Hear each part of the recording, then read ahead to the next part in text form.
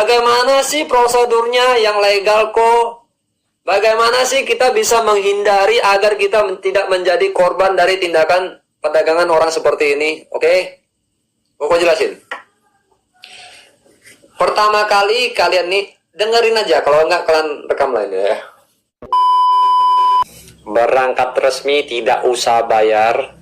Pekerjaan nggak cocok bisa ganti pekerjaan di Malaysia. Memilih jalur yang tidak benar. Iya kan? Akhirnya mau pulang pun susah. Benar? Benar kan? Bukan tipu.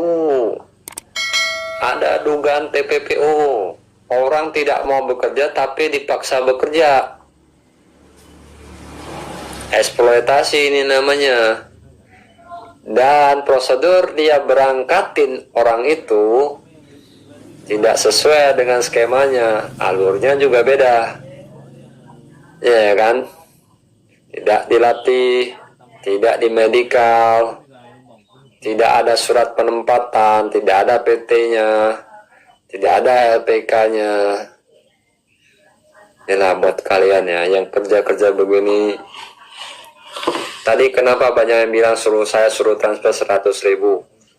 Tidak ada nomor rekeningnya, mau cari siapa lah? Ayo punya bapak lo. Saya butuh dia punya rekening biar bisa dilacak lah. Iya, yuk betul-betul. Saya butuh dia punya nomor juga biar bisa dilacak. Apapun tak tahu, Masih siapa lagi mau ke? Padahal itu dia jelas-jelas tahu loh, dia udah merasakan aneh. Nah, untuk kalian mau berangkat ke luar negeri, bagaimana sih prosedurnya yang legal kok? Bagaimana sih kita bisa menghindari agar kita tidak menjadi korban dari tindakan perdagangan orang seperti ini? Oke? Kok jelasin. Pertama kali kalian nih dengerin aja, kalau enggak kalian rekam lain ya.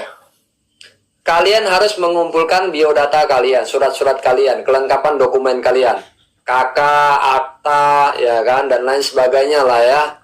Nah, habis itu kalian akan melakukan pramedikal. Pramedikal selesai, surat izin keluarga. Ya, habis itu selesai, kalian harus masuk ke LPK atau BLK. Kalian harus dilatih. Baik dalam bahasanya, perawatannya, bentuk LPK yang legal, itu dia ada kayak keranjang pasiennya, dan segala kebutuhan lah. Itu tes tensi darah, apa segala macam itu harus ada. Oke, setelah kalian dilatih, itu akan dimasukkan ke dalam uji kompetensi. Nah, nanti dari Disnaker akan mengeluarkan surat sertifikat BNSP atau SPL. BNSP biasanya, minimal SPL. Nah, begitu kan sudah selesai itu, dilatih, kalian sudah dapat sertifikat itu, kalian akan didaftarkan ke dalam ID Siap Kerja, situs. Nah, ketika sudah daftar di ID Siap Kerja, maka status kalian menjadi pencari kerja. Nah, setelah menjadi pencari kerja, kalian baru bisa mendaftar menjadi calon pekerja migran Indonesia, CPMI. Nah, di situ kalian akan dipasarkan, masuk ke bursa, mencari pekerjaan. Nah, setelah itu akan ada interview.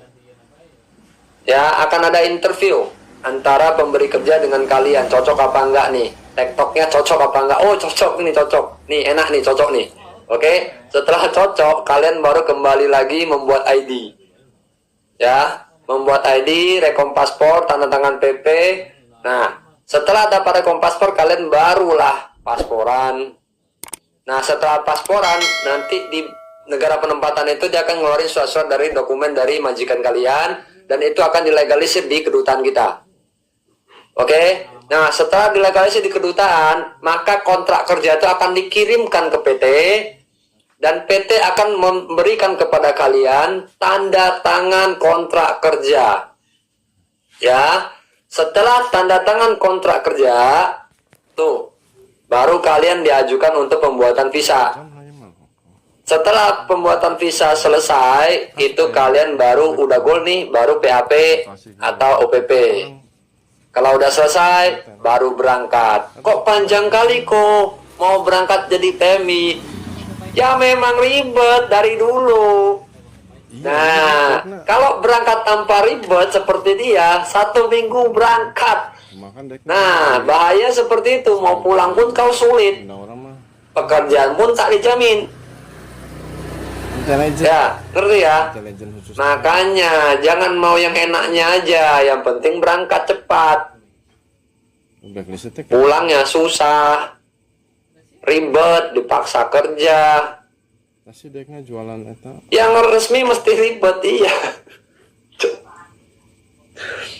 Sebenarnya resmi ini itu ribet karena untuk melindungi kalian. Ya, cuman kalau ribetnya ID harus kembali ke daerah, itu nggak masuk akal menurut saya. Ya kan, orang udah di PT, sudah latihan, sudah interview, harus kembali ke daerah. Nah, ini menurut saya memang proses untuk keberangkatan PMI di ID ini perlu dirubah deh sepertinya. Karena meminta mereka sudah dilatih di PT, udah interview segala macam, sudah ada kecocokan, harus kembali lagi ke daerah hanya untuk rekom ID, ngambil rekom paspor, PP, ribet. Saya kadang berpikir, ini pemerintah kenapa yang simple mau diribetin? Ini ribet loh, rugi waktu, rugi akomodasi, ribet Pak, ribet. Kenapa nggak dilakukan sistem integrasi ini online? Jadi bisa di Disnaker mana? Sekarang kan dipegang KP2MI. Ya udah, ID di ini aja di KP3MI, gitu kan lebih enak. Ya nggak, anggaran dana pemerintah banyak loh. Ya nggak, kalau nggak bikin mesin Pak.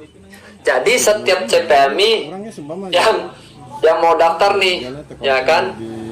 Pakai timbangan aja Pak, tinggi badan, berat badan, ya kan? Di sini barcode, data dia udah di sini.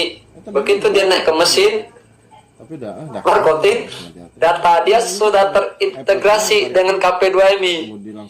Ya nggak sih, tit. Oh ini nama anak ini sudah mendaftar di PT ini sebagai CPMI ini, sedang proses. Iya kan? Ya. Ucapan saya ngawur ya, tapi ini mimpi. Ya ini mimpi. Bisa aja kan? Ya bisa aja ya kan, mesin KP2MI semua diletakin di apa? Di PT-PT ini yang mau berangkat, udah mau rekom ID langsung di PT-nya aja. Kenapa nggak di online? Kan ada komputer Pak, ada komputer, video gitu. Ringan jari juga ada yang ngejual.